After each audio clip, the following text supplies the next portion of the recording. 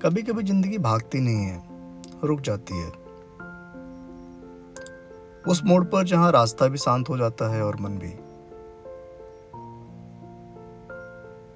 हर सफर कोई मंजिल लेकर नहीं आता। कुछ रास्ते तो सिर्फ इसलिए होते हैं ताकि हम खुद से फिर से मिल सकें।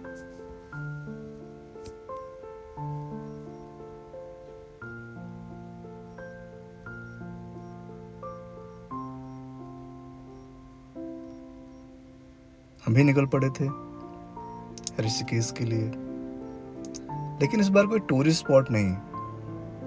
इस बार सिर्फ शांति ढूंढनी थी। गंगा की गोद में छुपी एक खामोश जगह। गाजियाबाद से सफर शुरू हुआ, रोड्स बदल के गए, व्यूज गहराते गए, और हमारे लिए हर मोड़ एक सुकून था। गाजियाबाद की हलचल पीछे छूट चुकी थी। गट्टू अपनी खिड़की से बाहर झांक रहा था। अद्विक को पेड़ गिनने का नया शौक चढ़ गया था और मनीषा बस मुस्कुरा रही थी। ये वही मुस्कान थी जो अक्सर रूटीन में कहीं खो सी जाती है।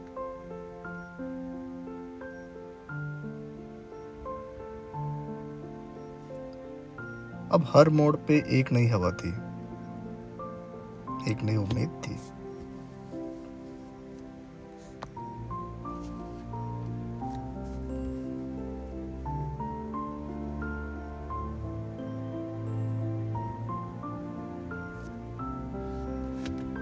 हम जैसे जैसे आगे बढ़ रहे थे,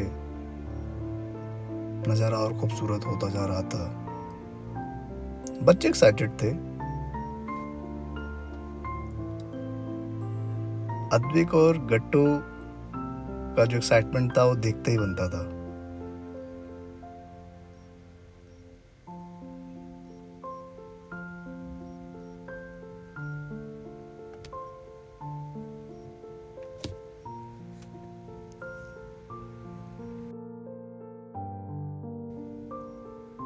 और तभी हमने गाड़ी साइड में लगाई और जो हमें नज़ारा हाईवे किनारे दिखा वो मन को मोह लेने वाला था। पहाड़ों के बीच से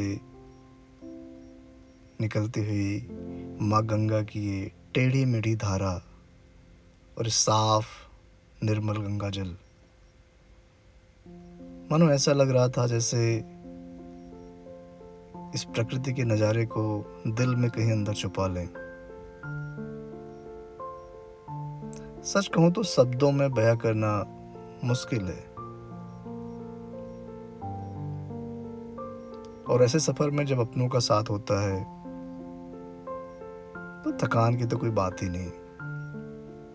हमने यहाँ पे थोड़ा सा वक्त बिताया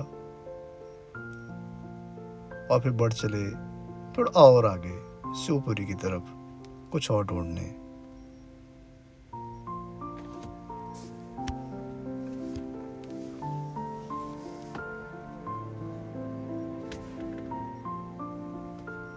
शिवपुरी के पास एक छोटा सा ट्रेल मिला। कोई साइन बोर्ड नहीं, कोई भीड़ नहीं, बस दिल ने कहा चलो देखते हैं कहाँ जा रहा है रास्ता। बस एक एहसास कुछ छुपा है। हमने गाड़ी रोकी, उतरे।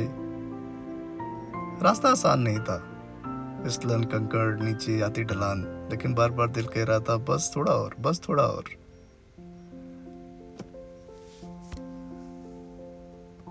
और फिर अचानक सामने वो नज़ारा जैसे कोई अपना हो जो किसी किताब में पढ़ा था।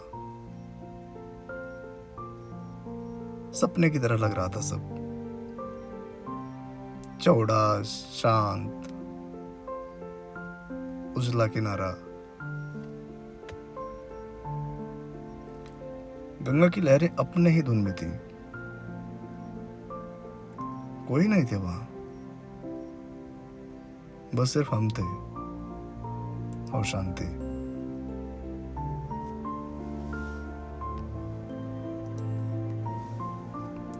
हमने फोन बंद कर दिए।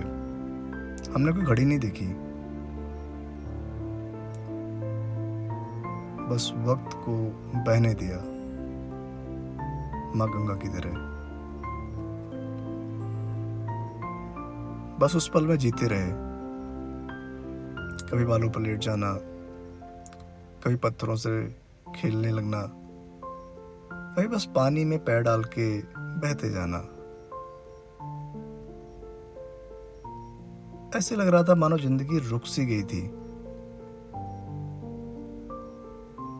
और हम बस बह रहे थे।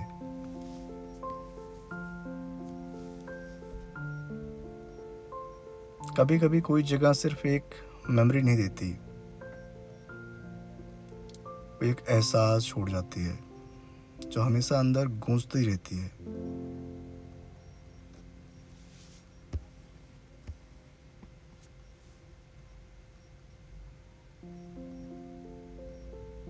नज़ारा अद्भुत था।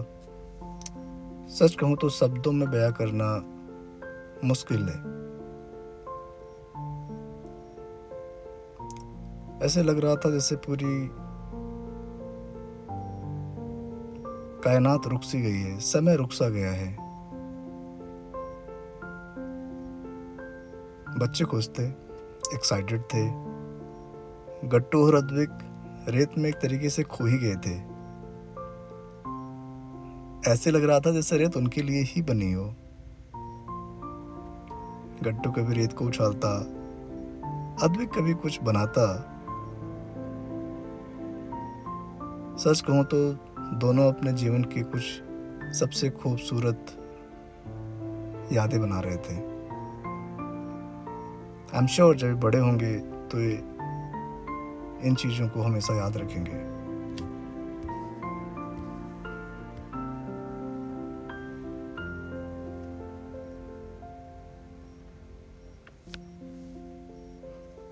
शायद बच्चों को समझ में आ गया था जैसे ये जगह बस उन्हीं के लिए बनी थी। गट्टू ने जाते जाते बालू उठाकर जेब में रख ली।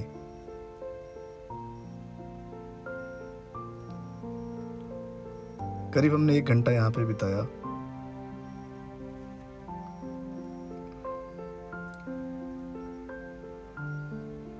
और अब यहाँ से निकलने का समय आ गया था।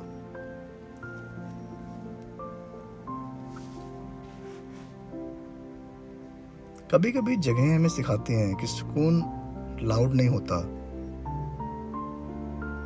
वो चुप रहता है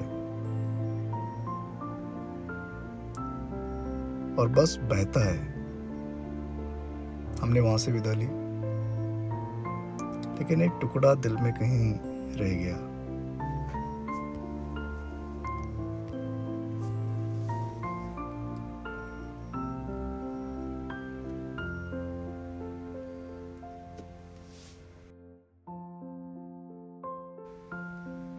हमारी आखिरी मंजिल थी परमार्थ निकेतन की आरती। वहाँ हर शाम कुछ अलग होता है, जैसे लहर गंगा से नहीं दिल से निकलती है। लोग आते हैं पर सबकी आंखें एक जैसी बोलती हैं, सुकून चाहिए, जवाब चाहिए। मेरे अंदर भी एक अलग सी शांति थी जो शब्दों से परे थी। ये तो सिर्फ एक शुरुआत थी। अगले हिस्से में मिलते हैं एक और डिवाइन मोमेंट के साथ। जुड़े रहिए और अपने दिल को गो स्लो करना सिखाइए। Signing off.